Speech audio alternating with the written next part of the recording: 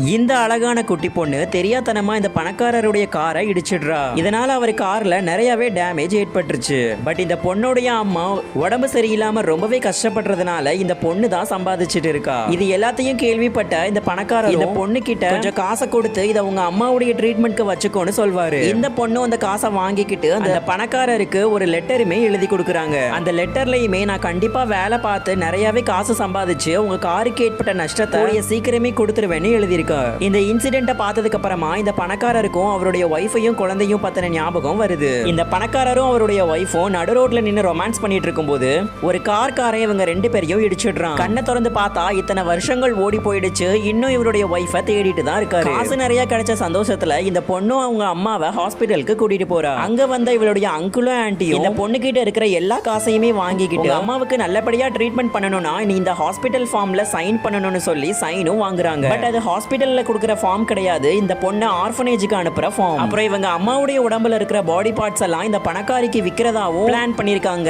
இது எல்லாத்தையும் இந்த குட்டி பொண்ணு ஒளிஞ்சிருந்து கேட்டுடுறா. பட் இந்த பொண்ணு ஒளிஞ்சிருந்து கேட்கறத அவங்க அங்கிளும் ஆன்ட்டியும் பார்த்துட்டு இந்த பொண்ணையும் துரத்த ஆரம்பிச்சிடறாங்க. இந்த பொண்ணு அவங்க கிட்ட தப்பிக்கிறதுக்கு வேகமா ஓடி வர அன்னைக்கு ஹெல்ப் பண்ண இந்த பணக்காரர் கால்லயே போய் விழுந்துடுறா. அப்ப அந்த பொண்ணு கிட்ட இருந்த அந்த வினோதமான செயின் அந்த பணக்காரர் கிட்டையும் கிடைக்குது. இவரும் அதை பத்தி கொஸ்டின் கேட்கிறாரு. பட் அந்த பொண்ணு அவங்க கிட்ட தப்பிக்கிறதுக்காக வேகமா ஓடிடுறா. அப்புறம் அந்த செயின்ல இருக்கிற இந்த பொண்ணுடைய முடிய வச்சு இந்த பணக்காரர் தான் இந்த பொண்ணுடைய அப்பாங்கிற உண்மையையும் கண்டுபிடிச்சிட்டாங்க.